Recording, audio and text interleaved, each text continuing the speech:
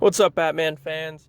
Today we're going to be talking about the Rogues Gallery, but not the comic book version, the film version.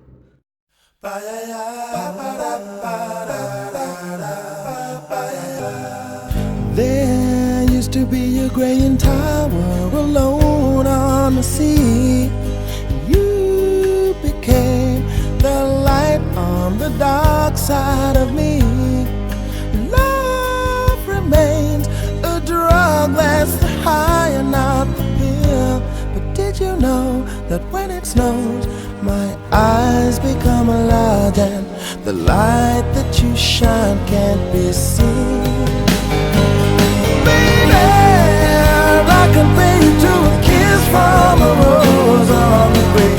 Ooh, the more I get of you, stranger it feels, yeah. And now that your rose is in bloom, a light hits the gloom on the grave. Over the years, there's been many different Batman villains introduced into the films, starting all the way back with Tim Burton's 1989 Batman, starring the Joker. We could touch base on the Adam West stuff, but nah, I'm not gonna waste your time.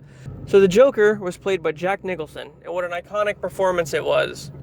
Nicholson played a mobster named Jack Napier who fell into acid via a fight with Batman in a chemical factory, dyeing his skin white and giving him the name the Joker. This one took a lot of elements from the comic book. I think it drew a lot from the early source material, so I think it's really canon, and I think Tim Burton did a really good job with this one.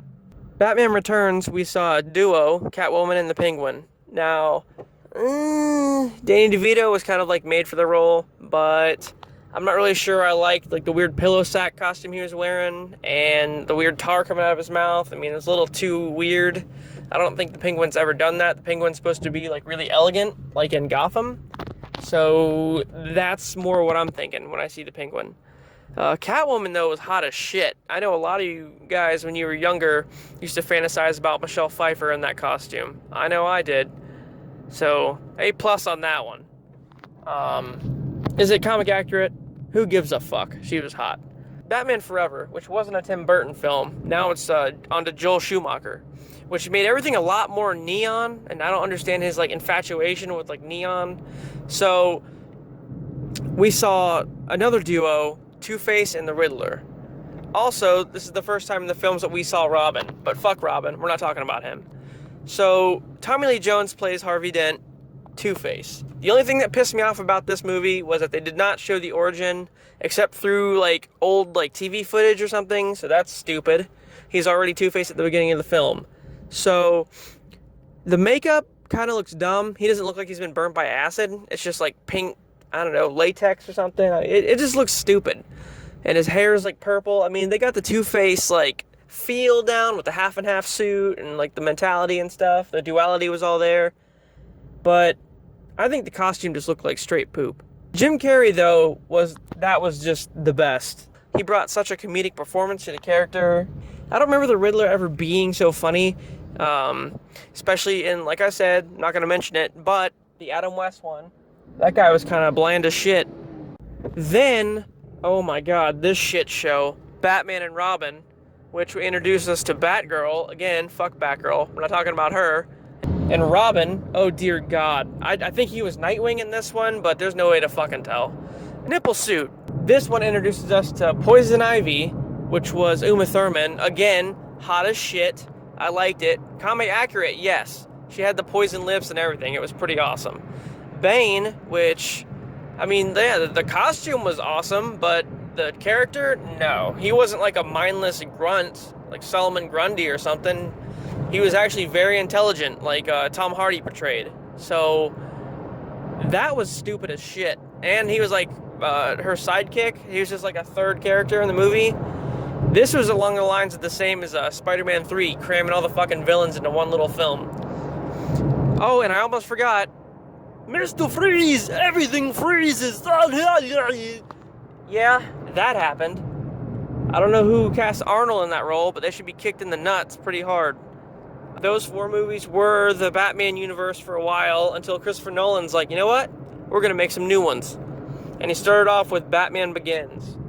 I'm just going to skip this one. I mean, Okay, we'll talk a minute about Ra's al Ghul and, or Raish. Is it Ra's or is it Raish? Raish al Ghul? I don't think anybody truly knows how to pronounce that shit. Oh, and then, yeah, Scarecrow, which Cillian Murphy did. Killian Murphy? Cillian? What the fuck is up with all these names and nobody can pronounce any of the shit? Anyway, Murphy played Scarecrow, you know, Jonathan Crane, which that was awesome. He had like a suit and like the weird Scarecrow mask with like the noose and like the fear toxin, so I liked that. But the movie overall was just garbage. I didn't care for it, and originally I thought Nolan made this as a prequel to the 1989 Burton film, but he didn't. He had his own thing planned. Bringing us to The Dark Knight. This was like the most anticipated DC movie of like all time, I think. I mean, I don't know if that's like a real statistic or not, but I'm making it one. So Heath Ledger's performance was amazing. Of course, he died. A lot of people said it was because of the role of the Joker, but I think he just had a lot of shit going on at the time, coincidentally. But he did posthumously win an award for this, so good for him. He portrays the Joker in a different light. Yes, it's still comic accurate, but he's a lot more sadistic and fucked up in this one. And, you know, I thought going into this movie that Joker was just going to be, like, the sole dude.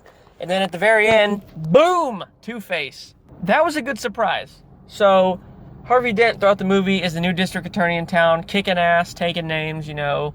A lot of dirty cops and the Joker and stuff kidnap him and then put him in this warehouse with his girlfriend Rachel. It makes Batman Save One as like a sadistic fucking game. But actually he doesn't save either one because Dent's face has been soaking in gasoline for like the past 3 hours. And so when an explosion happens, it burns his face all to shit. Yeah.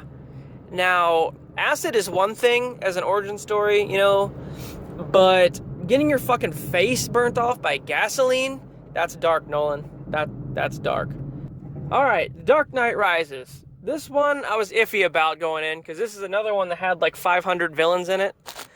So we know Bane is the main antagonist. Correct Bane this time. You know, I'm not talking about, Bane. I'm talking about, oh, so you think the darkness is your ally. Yeah, that Bane. So he pretty much kicks Batman's ass the whole time, breaks his back, like in the comic book. So that was cool.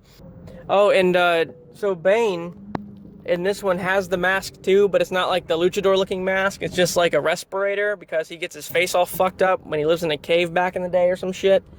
I don't know. So that was cool. So he doesn't have the venom pumping through his veins, but he does have some sort of like antibiotic alongside Catwoman. Now this Catwoman was equally as sexy as the Michelle Pfeiffer version, but that one was classic, so I'm gonna have to say Michelle wins over Anne Hathaway. And the third villain was, Ra's al Ghul's daughter, Talia al Ghul, which you don't find that out to the very end of the movie anyway. She was like Bane's lover or some shit. But that's not important. Neither is Joseph Gordon-Levitt kind of being a Robin, but not. They like allude to his name being Robin, but like his real legal name is Robin, literally, like on his birth certificate. So that's fuckery there.